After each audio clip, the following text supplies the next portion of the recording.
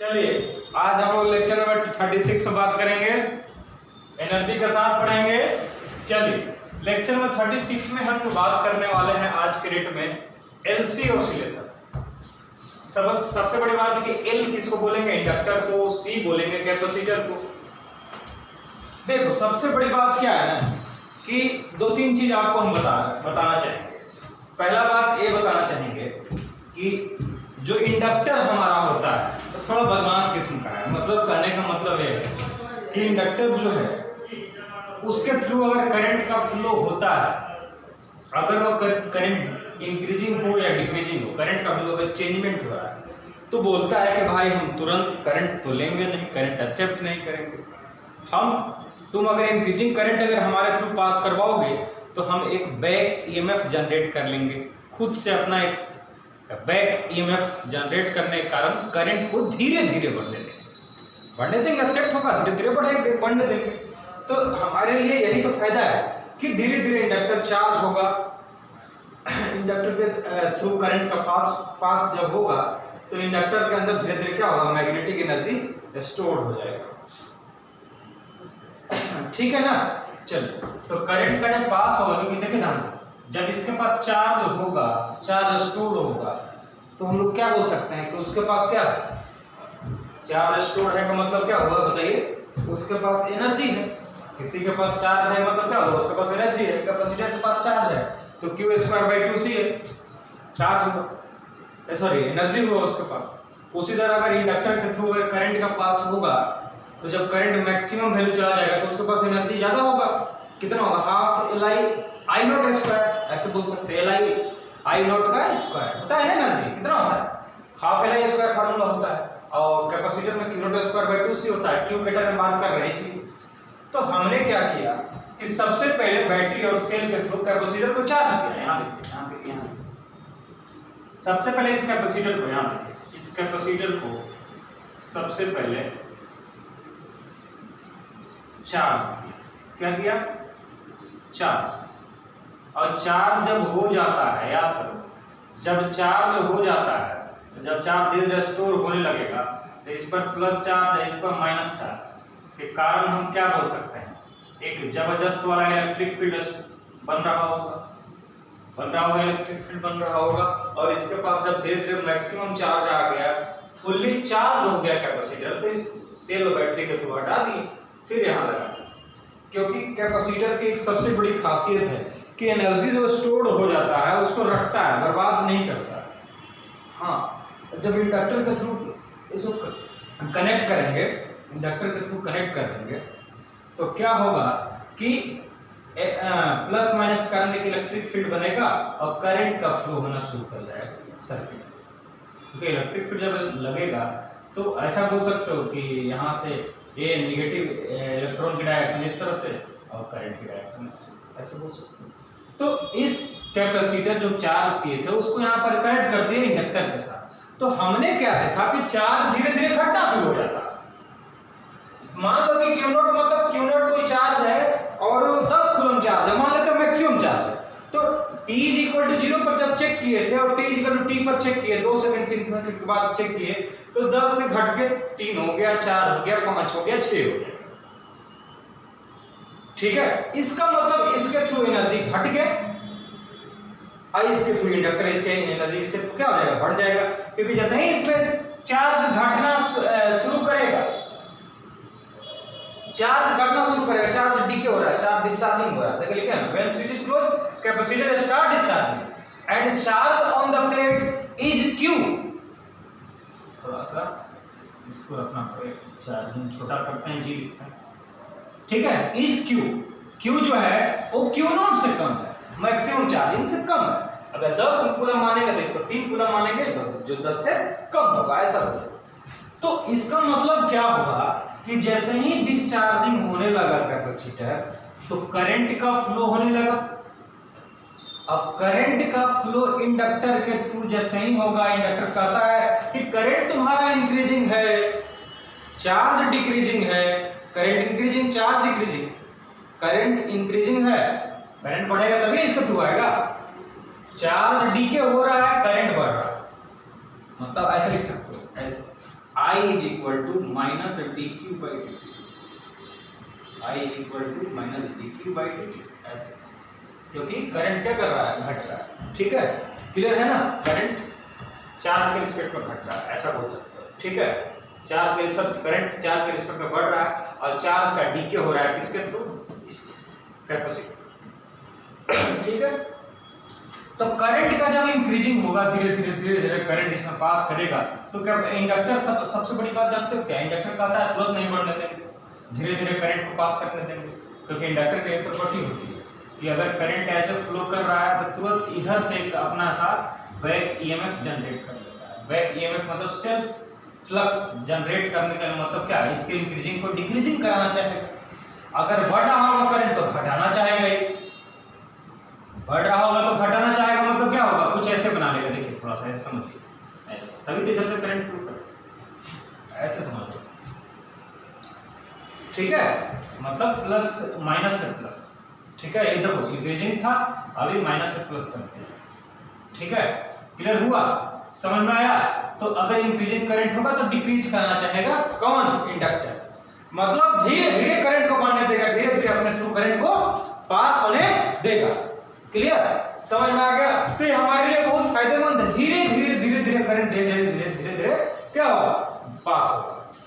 अगर मान लो एग्जांपल अगर हम तुमको बोल दिया जाए कि इंडक्टर को हटा दो थोड़ा देर के लिए, इंडक्टर को हटा दो, तो क्या करंट फ्लो नहीं करेगा इस वायर में, एकदम फ्लो करेगा, लेकिन जबरदस्त वाला करंट फ्लो करेगा, क्योंकि ये तो रोकने वाला कोई नहीं है।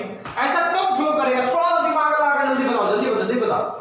जबरदस्त वाला करंट मतलब क्या, I equal to I naught कब हो जाएगा, जब एक कंडक्टिंग वायर की तरह बिहेव करेगा। याद करो, बताए थे आप, कंडक्टिंग वायर का मतलब ये जीरो रेजिस्टेंस ऑफर करेगा। जीरो रेजिस्टेंस ऑफर कब करेगा बच्चों, बताइए कब करेगा, याद करिए, जब ये इंडक्टर की बात हम लोग t is equal to infinity की बात करेंगे, उस समय इंडक्टर के अंदर मैक्सिमम एनर्जी स्टोर्ड हो जाएगा। दैट्स मैक्सिमम एनर्जी स्टोर्ड का मतलब क्या हुआ, गेट को खुला रखिए। ठीक है, समझ में आया। तो यहाँ पर क्या होगा, मैक्सिमम एनर्जी स्टोर हो जाएगा कब, जब इसके अंदर मैक्सिमम करंट फ्लो करेगा तब। लेकिन t is equal to T एक बीच वाला टाइम, उस समय धीरे धीरे क्या हो रहा है, चार्ज हो रहा है, और धीरे धीरे क्या हो रहा है, डिस्चार्ज हो रहा है। अब समझ में आ गया।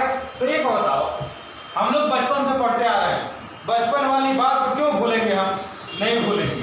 तो देखो, तो इस लूप में भी घूम जाओ तो कोई दिक्कत नहीं है। अरे इस लूप में घूम जाओगे तो कोई दिक्कत है, अरे इसको तुम भूल जाओ कोई दिक्कत नहीं। अगर नहीं भूलोगे तो कोई दिक्कत नहीं। यहाँ दिखाते हैं, देखो माइनस से प्लस, तो अगर लूप लॉ लगा देंगे, लूप लॉ क्या था, delta V is equal to 0, तो माइनस से प्लस, तो इसको क्या लिखेंगे, प्लस Q बाई सी। अरे V को क्या लिखेंगे, Q बाई सी, इसके थ्रू V, इसके थ्रू लिखोगे। देखो करंट का फ्लो हो रहा है प्लस से माइनस, प्लस से माइनस, तो क्या लिखेगा, minus L di by D T, minus L di by D T. और di बाई डी टी क्या है, पॉजिटिव है, इसलिए इसको छोड़ देंगे। अरे भाई करंट का रेट टाइम के साथ क्या कर रहा है, बढ़ रहा है, चार्ज घट रहा है, किसके थ्रू, इसको लिख लो लिख लो लिख लो। चार्ज शुरू में मैक्सिमम था, अगर इंडक्टर नहीं होता तो सबसे ज्यादा करंट फ्लो करता, इसमें हम सोच भी नहीं सकते इतना करंट फ्लो करता, क्योंकि रोकने वाला कोई नहीं है। देखो एक टाइप का रेसिस्टेंस ही ऑफर करता है ना, इंडक्टर भी एक टाइप का रेसिस्टेंस ही ऑफर करता है, जो करंट को फ्लो होने से रोक रहा है। रोक कैसे रहा है, अपोज कर रहा है, मतलब क्या हुआ, इसके थ्रू एक बैक ईएमएफ जनरेट करने लगता है, करंट का फ्लो कुछ इस तरह से करवाने लगता है, तभी तो रोक पाएगा। नॉर्थ साउथ वाला नॉर्थ साउथ वाला साउथ नॉर्थ बनाता है, अपोजिंग वाला याद करो, साउथ के साथ साउथ खड़ा हो जाता था अपोज करने के लिए, उसी तरह यहाँ पर समझ। Inductor is a type of resistance which always offer the resistance, ऐसा बोल सकते। ठीक है, क्लियर हुआ। अब लूप लो, यहाँ से माइनस से plus, plus Q by C, plus से माइनस, माइनस से डी बाई डी टी। समझ में आया, डी बाई डी टी क्या है, पॉजिटिव है, क्योंकि करंट क्या कर रहा है, टाइम के साथ बढ़ रहा है, इसलिए डी बाई डी टी क्या हो गया, पॉजिटिव हो गया। लिख लेगा, बचपन से सब बताते आ रहे हैं सर, बचपन वाली बात अभी क्यों बता रहे हैं। ठीक है, क्लियर। अब लूप लॉ में आ जाएगा तो इक्वल टू 0, तो उसी को तो लिखे थे V B minus B A is equal to V C minus B D, उसी को तो इक्वल हो जाएगा, उधर चला जाएगा, बोल सकते हैं ना, इसको लिखने की जरूरत नहीं होता। समझ में आ गए? कट कर दे, हटा दे, समझ में आया ना? आ गया। तो from loop law, from loop law क्या होता है? Delta V is equal to 0। Loop law में तो क्या, किरचॉफ्स के वोल्टेज लॉ, यही होता है लूप लॉ जिसको बोलते हैं, उसी को हम इसके बराबर किए। इसको लिखने की मतलब ये समझाने के लिए लिखे हुए हैं, समझाने के लिए एक्स्ट्रा, इसको लिखने की जरूरत नहीं। चलो Q by C is equal to क्या लिख सकते हैं? L di by D, L di by D, Q by C is equal to L di by D, L di by D, L di by D, ठीक है। चलिए अगर हम बोले, अच्छा बताओ करंट जो है वो टाइम के साथ घट रहा है, लिखेंगे ब्रैकेट में, यहाँ लिखते हैं, सॉरी करंट नहीं, अरे चार्ज जो है टाइम के साथ क्या कर रहा है? घट रहा है, तो लिख सकते देखो माइनस डी क्यू। अरे चार्ज कहाँ पर घटेगा भाई मेरे? यहाँ पर चार्ज घटेगा, करंट कहाँ बढ़ेगा? यहाँ बढ़ेगा। देखो धीरे धीरे ये क्या होगा? डिस्चार्ज होगा, और धीरे धीरे ये चार्ज हो जाएगा। ये जानते हो कंटिन्यू प्रोसेस हो जाएगा। जब ये डिस्चार्ज हो जाएगा फुल्ली तो ये पूरा चार्ज हो जाएगा, और जब ये पूरा चार्ज हो जाएगा तो धीरे धीरे ये डिस्चार्ज होना शुरू करेगा। समझ रहे हो ना? एक ग्राफ बनेगा जो maximum minimum just like sine या कॉस की ग्राफ बन जाएगा। समझ में आया? कहानी एकदम क्लियर हो जाएगा। इसी को तो बोलते ऑसिलेशन, नाम ये इसलिए पड़ा ऑसिलेशन। ऑसिलेशन का मतलब या तो साइन या कॉस की ग्राफ बनेगा, एसएचएम बनेगा। एसएचएम ग्राफ होना चाहिए या प्रूफ होना चाहिए हमारा एसएचएम, तब समझ में आ जाएगा कि सिस्टम क्या कर रहा है? ऑसिलेट कर रहा है, चार्ज भी ऑसिलेट कर रहा है, एनर्जी भी ऑसिलेट कर रहा है। क्लियर? चलो तो I is equal to minus D Q by D, ठीक है। देखो तो D I by D T का वैल्यू यहाँ से कुछ लेकर आते हैं। अच्छा ये पढ़ो, एक्सेलरेशन को बचपन से पढ़ते आ रहे हैं क्या? D square x by D T square लिख सकते हैं क्या? अरे नहीं लिख सकते हैं क्या? लिख तो सकते, D square x by D T square हम दिखाना चाहते हैं आपको, ठीक है। जैसे याद कर लो, देखो एक्स को टाइम के रिस्पेक्ट में डिफरेंशिएट करके D x by D T, ये क्या आया? भी आया, ये क्या आया? भी आया। अगर हम v को फिर से डिफरेंशिएट कर देंगे तो ये आएगा, मतलब इसको फिर से डिफरेंशिएशन में क्या लिखेंगे बताओ? dx बाई dt को क्या लिख सकते हैं बताओ? मतलब v एक बार और क्या लिख सकते हैं? d square x by dt square लिख सकते हैं ना? तो क्या आ जाएगा? a आ जाएगा। ऐसा ही गलत है आपको? तो उसी तरह देखो तो di बाई dt दोनों तरफ डिफरेंशिएट करो, di बाई dt तो लिख सकते देखो minus d square Q by dt square, देखो डी स्क्वायर क्यू और बाई डी टी स्क्वायर, देखो तो कोई दिक्कत? D square Q by D T square, किसी को कोई दिक्कत? देखो तो अब इसके जगह को पुट करते हैं। अरे समझ में आया कैसे किए? ये वाली कहानी। अरे आई इज इक्वल टू इतना है, डी आई बाई डी, फिर से इस आई को डिफरेंशिएट कर दे, फिर से टाइम पे, तो ऐसा लिख सकते हैं इसको। अरे एक बार भी इतना आया तो फिर से एक बार डिफरेंशिएट करके लिखे कि नहीं? तो समझ लो भी है हमारे लिए, तो फिर से डिफरेंशिएट करके कैसे लिखेंगे? नहीं लिखेंगे, तो वही तो लिखे हैं। हमें प्रूफ करके दिखाना है, आपको इस सबसे मतलब ज़्यादा नहीं रखना है बालक, ठीक है। चलो तो Q by C is equal to, इसके बाद यहाँ लिखेंगे, कोई दिक्कत नहीं ना सब लोग को? देखिए आप फिगर पहले ये बनाइएगा समझाने के लिए। सबसे पहले क्या करिए? चार्ज की फिक्स कैपेसिटर को चार्ज वाला यहाँ लगा कर सेट कर दिए इंडक्टर, और टी इज इक्वल टू 0 पर कहानी देख रहे हैं। शुरू में क्या फुली चार्ज है, इसको स्विच लगाओ, चैनल लगाओ, और स्विच जैसे ही आप लगाओगे ये डिस्चार्जिंग होना शुरू करेगा। जब इलेक्ट्रिक फील्ड कुछ इस तरह से बनना शुरू करता है, ये इलेक्ट्रिक प्लस से माइनस, देखो तो क्या होगा? एल क्या लिख सकते हो? Minus D square Q by D T square, बोल लिख सकते हैं D square Q by D T square. अच्छा एक बताओ, हमें जो एचएचएम का इक्वेशन लाना था, थोड़ा सा याद करके कुछ बताना है, एकदम ईमानदारी से बताना। ए इज इक्वल टू क्या? माइनस ओमेगा स्क्वायर एक्स, ऐसे कुछ कर सकते हैं याद करो। A is equal to minus omega square x, यहाँ पर ए को लिख सकते हैं D square x by D T square.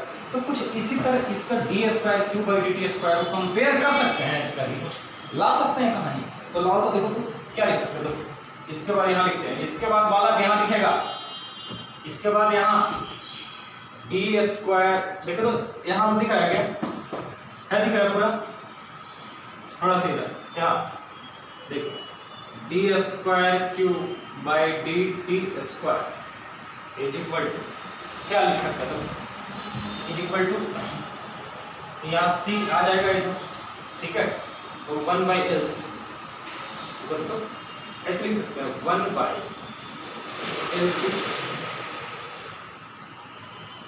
अच्छा बताओ यहाँ पर जो क्या बदल रहा है, x बदलता है और यहाँ पर कौन चेंज हो रहा है, क्यों, c तो कांस्टेंट है ना, देखो तो ऐसे लिख सकते हैं। अब थोड़ा सा बताना, देखो D square Q by D T square, मतलब जस्ट लाइक एक्सप्रेशन की तरह माइनस साइन के साथ ओमेगा स्क्वायर, इसका मतलब क्या, comparing with equation of S H M, just like S H M हो रहा है, अभी चार्ज का ऑसिलेशन हो रहा है वहां पर, पेंडुलम का ऑसिलेशन था, ठीक है, तो इस तरह क्लियर है। तो एक बार समझ में आया, इसको कंपेयर कर सकते हैं, ऐसे कर लेते हैं। तो देखो तो कंपेयरिंग विद इक्वेशन ऑफ, एकदम ध्यान देना, मेरा साथ देना बालक, comparing with equation of S H M. हाँ बोलो छोटू क्या करें, इसको लिख सकते हैं क्या, कंपेयर करते a is equal to minus omega square x, compare just like a compare, तो देखो तो यहाँ पर ओमेगा स्क्वायर है, मतलब एक्सेलरेशन नहीं है, लेकिन कंपेयरिंग तो ऐसा लग रहा है ना, जस्ट लाइक एस बन रहा है, तो that's why we consider this is the equation, this is the term of omega square, 1 by omega square आ जाएगा, लिखेंगे तो omega square, omega is equal to कितना आ गया, 1 by root over L C, तो 1 बाय रूट एल सी लिख सकते हो, ऐसे लिख दो और ऐसे लिख सकते हो, 1 का मतलब कुछ होता नहीं, तो 1 बाय रूट एल सी, तो 1 बाय रूट एल सी। देखो अभी हम मैथमेटिकली दिखाते हैं, थ्योरेटिकल भी समझा देंगे, थ्योरेटिकल भी समझा देंगे, ठीक है, क्लियर है, मैथमेटिकली आपको हम दिखा रहे हैं, कोशिश कर रहे हैं, ठीक है, चलिए, हाँ चलिए, ठीक, कोई दिक्कत समझ में, तो आपको यहां से ओमेगा याद रखना है, टाइम पीरियड भी निकल जाएगा, फ्रीक्वेंसी भी निकल जाएगा।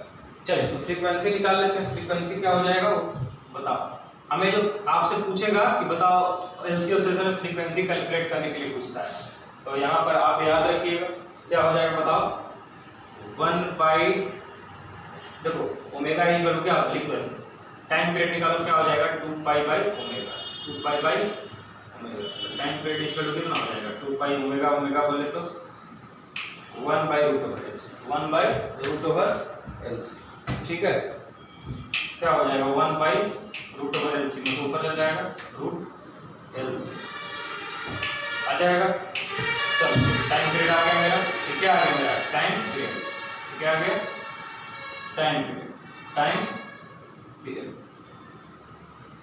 अगर हम फ्रीक्वेंसी की बात करें तो फ्रीक्वेंसी क्या होता है, 1 बाई टाइम पीरियड, देखो तो 1 by root over L C, ज्यादा फॉर्मूला आपको यही याद रखना है,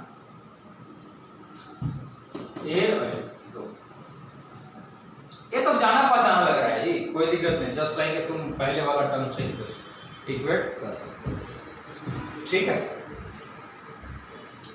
ठीक है ना, क्लियर, चलिए, हाँ क्लियर है, चलिए एक नोट पे पॉइंट लिख लेते हैं, इतना तक लिख लीजिए सब लोग। देखिए एक नोट में हम लिखवाए हैं कि LC oscillation Q I D I by D T all oscillate simple harmonically with same angular क्या फ्रीक्वेंसी, कौन सा ओमेगा, एंगुलर फ्रीक्वेंसी ओमेगा से ही सारा क्या कर रहा है, ऑसिलेट कर रहा है, समझ में आ गया, क्योंकि सिंपल हार्मोनिकली का इक्वेशन आ गया, तो इसका मतलब जो चार्ज होगा शुरुआत में मैक्सिमम है, तो एक बताओ चार्ज अगर मैक्सिमम होगा तो क्या किसका ग्राफ जाएगा, साइन और कॉस का, सिंपल हार्मोनिकली मतलब क्या साइन और कॉस के ग्राफ का इक्वेशन लिखेंगे, तो Q is equal to Q naught cos omega t लिख सकता है यार, शुरू में मैक्सिमम था चार्ज, लिख सकते हैं cos का ही होगा, शुरू में अगर चार्ज 0 रहा था तो sin ओमेगा t लिख दो, लेकिन यहाँ पर Q not cos omega T. ठीक है, तो देखो ध्यान से, अब यहाँ पर फेज डिफरेंस सारा पता चल जाएगा, यहाँ पर देख लो क्लियर हो जाएगा। देखो तो ध्यान से क्या लिख सकते हैं, I इज इक्वल टू क्या लिख सकते हैं, डी क्यू बाई डी। देखो क्लियर है, I is equal to D Q by D. तो यहाँ लिख देते हैं नीचे ऐसे, तो I is equal to D Q by D करो, इसको डिफरेंशिएट करो। Q naught is the maximum charge, cos omega is annual frequency and t is the time at charge is q। t time पे charge कितना है, q है। t time पे charge कितना है, q है। और t is equal to infinity पर ऐसा बोल सकते हो कि इंफिनिटी मतलब मैक्सिमम टाइम के बाद चार्ज मैक्सिमम हो जाएगा, है ना। क्लियर, तो यहाँ देखो ध्यान से, ऑसिलेट कर रहा है, शुरू में मैक्सिमम था, फिर जीरो होगा, फिर मैक्सिमम लोएस्ट मैक्सिमम होगा, फिर जीरो हो जाएगा, फिर मैक्सिमम होगा, इस तरह ग्राफ चलते ही रहेगा, है ना। समझ में आ गया। तो क्यों Q equal to Q naught cos omega T का ग्राफ तो बनाना किसी को कोई दिक्कत है ही नहीं इसमें। समझ में आ गया, cos ओमेगा टी क्यों लिए, किसी को कोई दिक्कत नहीं है। I is equal to D Q by D करो, Q not omega sine theta cos theta का माइनस साइन थीटा, तो क्या हो जाएगा, I is equal to minus हो जाएगा sine omega T, minus sine omega T. ठीक है, क्लियर है। हाँ, तो एक बार फिर से तुम डी आई बाई डी कर सकते हो। देखो ध्यान से, अभी हमने क्या बताया, लिखो लिखो देखो, लिखे क्यू एंड आई और I and D I by D T का फेज डिफरेंस कितना है, 90 डिग्री है। क्यू एंड आई, क्यू कहाँ है और आई, देखो माइनस साइन थीटा। ठीक है, क्यू एंड आई, क्लियर। अब अगर हम हो गया क्यू एंड आई का समझ में आ गया, साइन थीटा cos थीटा से 90 डिग्री फेज डिफरेंस हो जाता है। एक साइन डिग्री, एक साइन, एक 90 डिग्री है, सॉरी cos है, एक साइन है, तो फेज डिफरेंस कितना दोनों के बीच में होगा, एक जीरो से स्टार्टिंग करता है। इसका अगर ग्राफ बनाएंगे तो क्या हो जाएगा, देखो तो ऐसे हो जाएगा graph, minus sine omega T. अगर इसका ग्राफ बनाएंगे तो क्या हो जाएगा, तो फेज डिफरेंस कितना है, देखो तो एक जीरो से स्टार्ट कर रहा है लोएस्ट मिनिमम से, एक यहाँ से कितना डिग्री से, तो फेज डिफरेंस कितना है, 90 डिग्री का फेज डिफरेंस है, इसलिए लिखे हैं 90 degree. while I and di by dt is fine, while I मतलब a वाला, while I and di by dt, while I and क्या di by dt, ये सब ऑप्शन में आएगा, थोड़ा ध्यान में रखिएगा।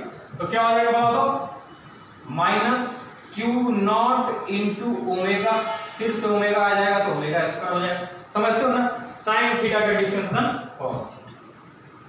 तो देखो माइनस cos ओमेगा टी, तो 180 प्लस थीटा लिख सकते हैं, तो 180 फेज का डिफरेंस हुआ इसके बीच में, कितना का फेज डिफरेंस हुआ 180, 180 डिग्री प्लस थीटा होता है, तब जाकर माइनस में आएगा, इसलिए डी बाई डी का फेज डिफरेंस कितना है दोनों के बीच में 180 डिग्री। ये सब समझते हो, ऐसे सेम एक बार फिर से देख लेना कॉपी में जो बताया है, और उसमें फेज डिफरेंस रिलेट कर देना।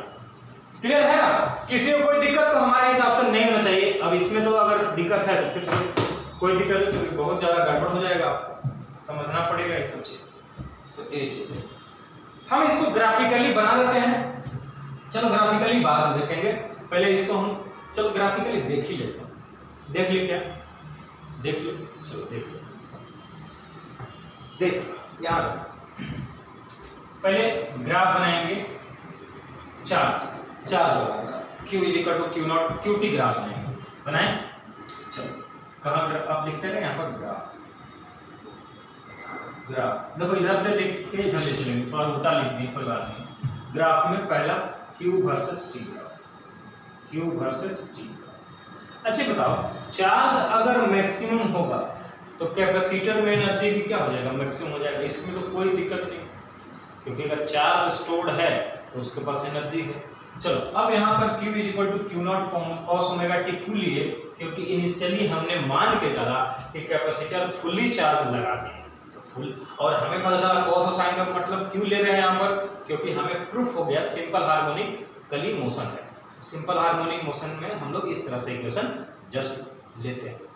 देखो एलसी ऑसिलेशन हो सकता है आपके सिलेबस में अल्टरनेटिंग करंट में दिया हो, लेकिन घबराना नहीं है, फिर से कर लेंगे, ठीक है। चलिए तो यहाँ से क्लियर है, तो हमको वहाँ पर नहीं पढ़ाना पड़ेगा, यहाँ पर पढ़ा दी, ठीक है। एक टॉपिक और आपको पहले पढ़ाएंगे, वो है एसी अल्टरनेटिंग करंट में। एक टॉपिक है ट्रांसफार्मर, जो पहले पढ़ लेंगे। सर वहीं पर पढ़ा दीजिए, वहीं पढ़ाएंगे तो फिर मजा नहीं आएगा हमारे हिसाब से। देखो चार्ज क्या हुआ, ऑसिलेट कर रहा है, सिंपल हार्मोनिक लिखे हैं, सारा प्रूफ भी हो गया।